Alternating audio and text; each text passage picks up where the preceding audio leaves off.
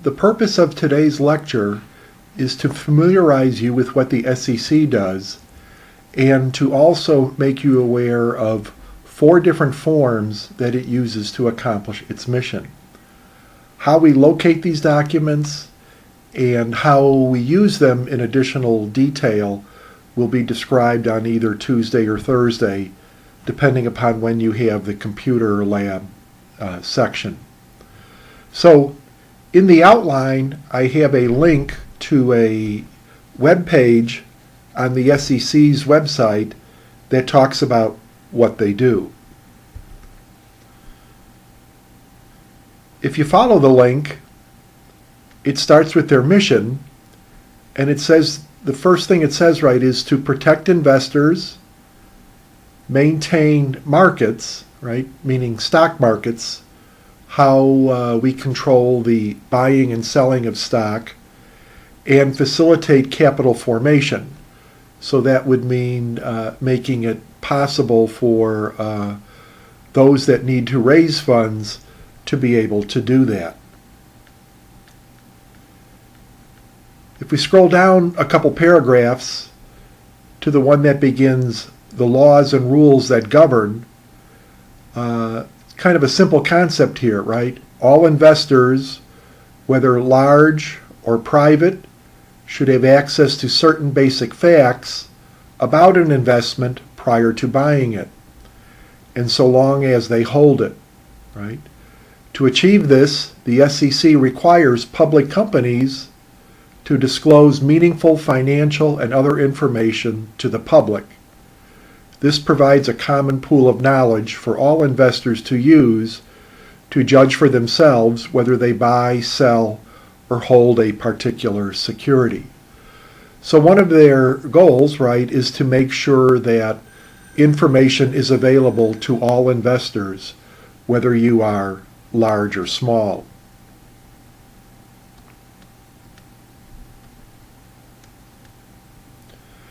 Then we scroll down a couple more paragraphs and we see that it talks about their enforcement authority.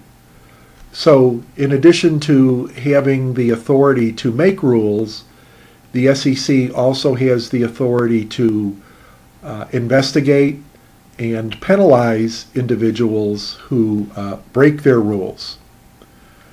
I'm going to move to their main website here, and this may change by the time we get into class. But if you notice on the right-hand side here, there's 2 links. One that says the SEC charges an advisory firm with fraud. Another one talks about halting a fraud that goes on in Minnesota. When I click the link on the fraud regarding the fees,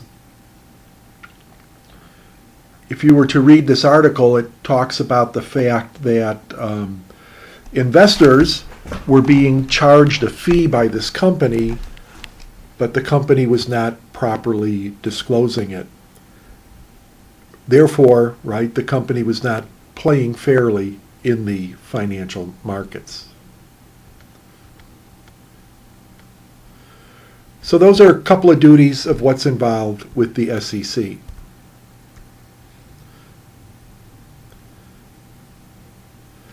The next thing we want to consider is what the SEC uses in order to make sure that information is available to the public, right, since this is a research class. So you'll see that I have a link to another SEC webpage called /forms. And if you were to follow the link to the forms, you'll see that the page is quite lengthy, right? It's starting with form number 1. It goes through a lot of numbers, switches to some forms that are known by letters. Still scrolling, right? Still scrolling, still scrolling. Kind of overwhelming, right? Almost, in that we have such a large number of forms. But these are documents with specific purposes, and again, remembering the SEC's mission, they're to be used to help the public be aware of what's going on with a company. So what we're going to do is we're going to look at 4 of those documents, and the first one I have listed in the outline is called a 10-K. Think of a 10-K as an annual report that's issued by a company who has sold stock, and the stock is available to the public, and there's a large number of investors, and the stock is probably sold on a securities exchange. So when you look at the left-hand side of the outline, these are some parts of the 10-K that could be useful to us when we are conducting research. The 10-K is a very lengthy document. The page numbers that you see in the middle relate to Yahoo's last 10-K. This would be for the year end December 31, 2014, since we were looking at that company when doing research.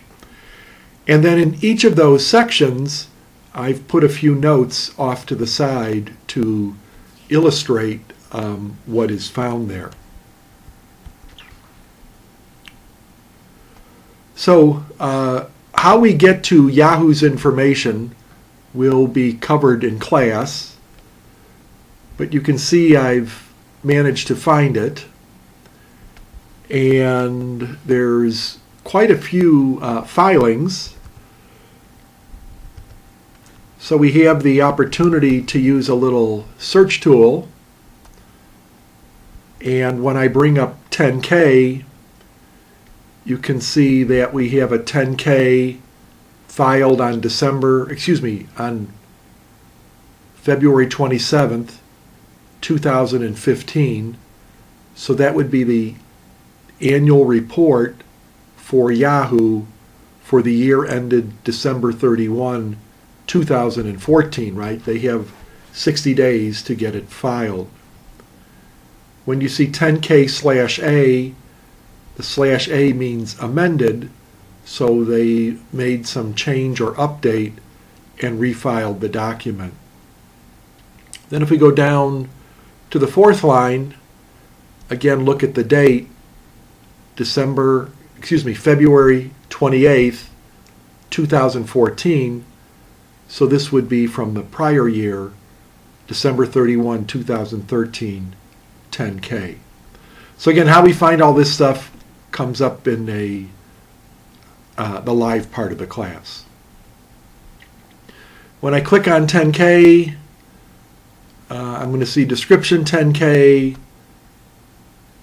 I click on the link, it opens it up and describes who they are. Scroll down just a little bit. There's the table of contents. Notice that the table of contents is longer than my outline, so there are some areas that we will not look at.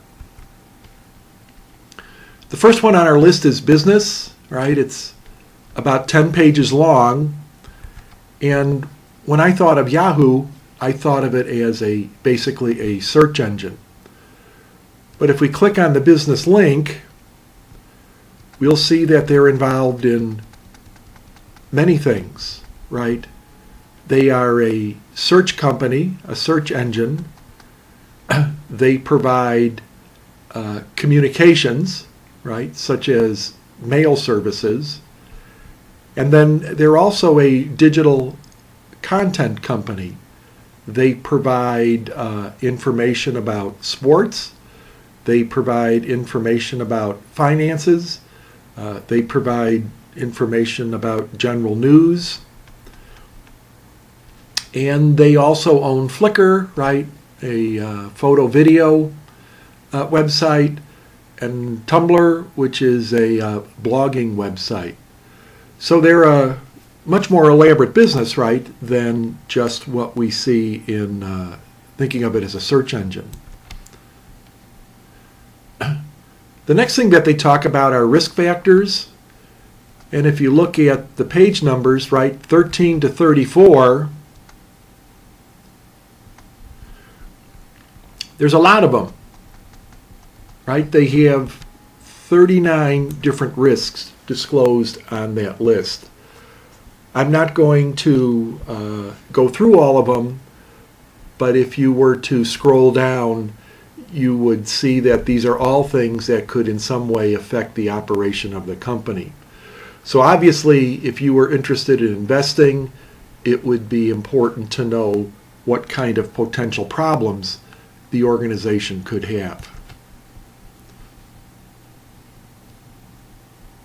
We go down to the next area called legal proceedings. And in legal proceedings, they tell us to see a footnote in the financial statements. So I won't scroll over there. I added to the outline some of the types of lawsuits that Yahoo is in. So they've been accused of infringing on a patent. They may be using a technology that somebody else claims they developed first. The stockholder lawsuits deal with the fact that stockholders think the company has been mismanaged and they're suing management. And breach of contract deals with the fact that some organizations feel Yahoo has treated them unfairly, that they had a business deal and Yahoo did not follow through on its business deal.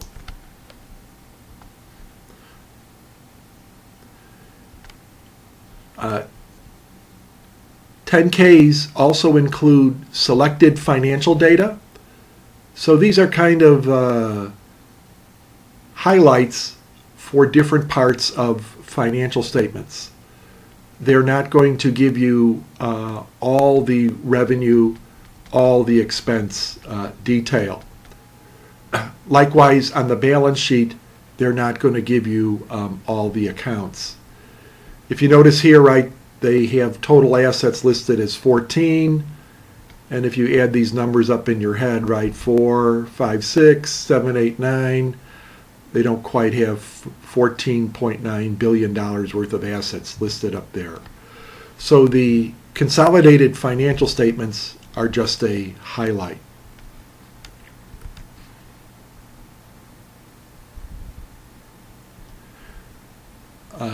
On the outline next, I'm pointing to the management discussion and analysis.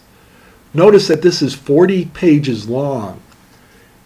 And I mentioned on the right-hand side here that 7 key areas are discussed. So when you go to the management discussion and analysis, sometimes it's just called MD&A or MDA. It lists 7 key factors. So this is where management gets a chance to explain what is happening. If total revenue increased, why did it happen? If total revenue decreased, why did it happen? Those types of things are in there. Also notice on the bottom that there's some discussion of accounting policies. So for example, if a new accounting pronouncement came out and the company had to adopt it, how would the change in accounting policy affect its operations? Those are discussed in there. Finally, item 8 is the financial statements. And again, right, from page 83 to 154, I think that's about 70 pages. What the heck makes up 70 pages of financial statements? Well, there's a balance sheet, there's an income statement, statement of comprehensive income, statement of stockholders' equity, statement of cash flows, and then notes to financial statements. And if you look over to the far right, notice that the notes begin on 92, and the next section of the financial statements begins on 152. So about 60 pages of the financial statements are notes. These are written out and further explain what is going on when we look at the numbers on one of those financial statements. The last 4 items, directors, executive officers, and corporate governance, executive compensation, certain relationships, and principal accounting fees and services, they indicate in the 10K that the reader should go to the proxy statement for that information, and proxy statement is a item we're going to look at in the next video. So this wraps up the first video. What is the SEC and what is a 10K based on our review of Yahoo's. The second video to follow will cover the other 3 types of statements.